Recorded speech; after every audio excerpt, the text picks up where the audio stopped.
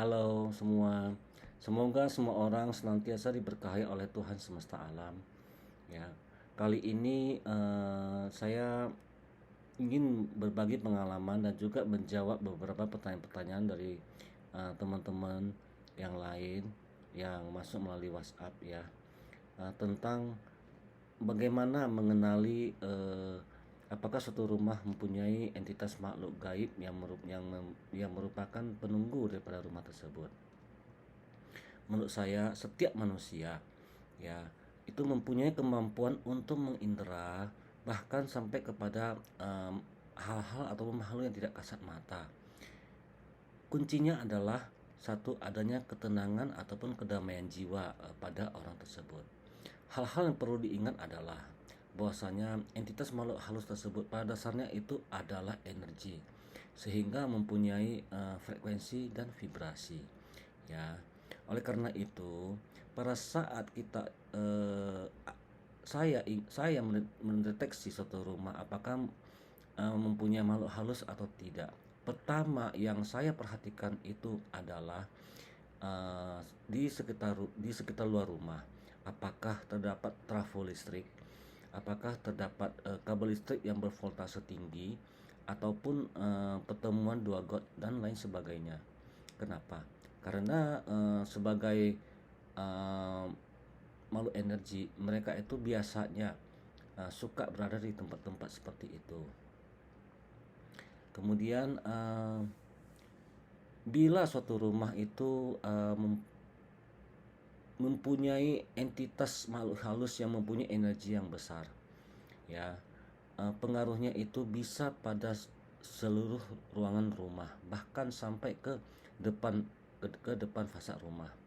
Ciri-ciri umumnya adalah bahwasanya satu, fasad fasad rumah atau tampak depan seperti agak berdebu walaupun telah dicat bersih atau dibersihkan. Halaman rumah walaupun dibersihkan secara rutin terasa seperti ada yang kurang.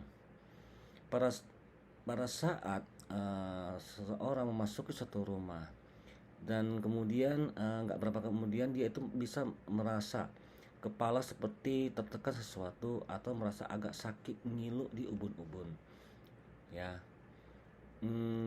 Kemudian di dalam rumah tersebut atau di sebagian ruangan, hawanya terasa tuh tidak wajar. Apakah mungkin terlalu panas atau terlalu dingin?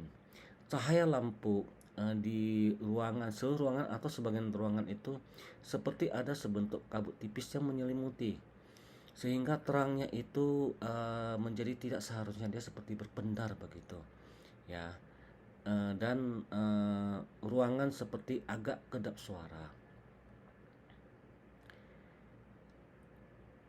Sebenarnya mempunyai makhluk halus sebagai penunggu di dalam rumah itu dalam beberapa kasus itu justru membawa keberuntungan atau kebaikan bagi kita yang tinggal di sana ya. Seperti misalnya rumah saya sendiri.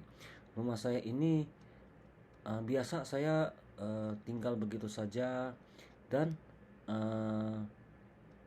itu jarang dikunci dan biasanya itu aman-aman saja begitu loh. Dan dalam beberapa kasus pernah tetangga itu ngomong, ya sepertinya kamu ada di rumah, tapi memang saya lagi nggak ada gitu ya. Jadi nggak semua itu eh, jahat. Bahkan ada sebagian kepercayaan apabila menunggu rumah itu serasi dengan penghuninya, hal itu justru akan membawa hoki atau keberuntungan bagi penghuni rumah tersebut.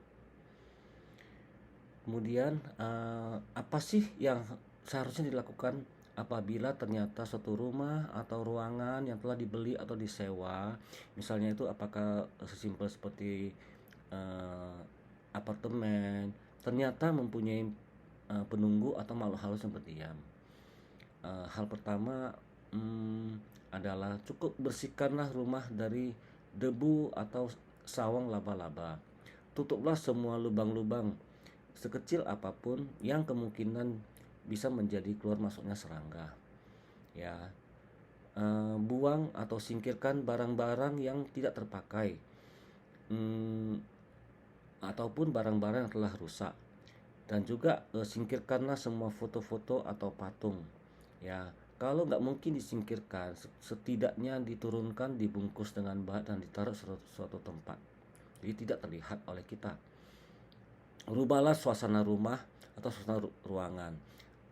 Apakah dengan mencatnya atau mendekorasi ulang, memasang lampu yang lebih terang dan sebagainya, ya.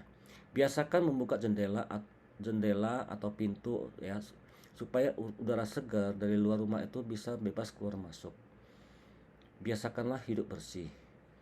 Kemudian yang paling penting adalah jangan melakukan aktivitas asusila atau aktivitas tidak senonoh di ruangan yang tidak seharusnya. Secara berkala, undanglah teman-teman atau famili atau keluarga untuk beramai-ramai menginap di rumah tersebut. Ya, kebisingan maupun hawa dari manusia yang banyak bisa mungkin akan membuat makhluk halus yang menjadi penunggu tersebut menjadi kurang nyaman, sehingga ada kemungkinan dia akan mencari tempat atau rumah yang lain yang lebih sepi. Pada awal-awal menempati rumah atau ruangan tersebut, disarankan untuk tidak menyembelih hewan. Oke, artinya adalah jangan ada darah segar yang tumpah di rumah itu walaupun di dapur. Kemudian perbanyaklah aktivitas sembahyang di rumah. Demikian konten ini saya perbuat, semoga membantu bagi teman-teman sekalian.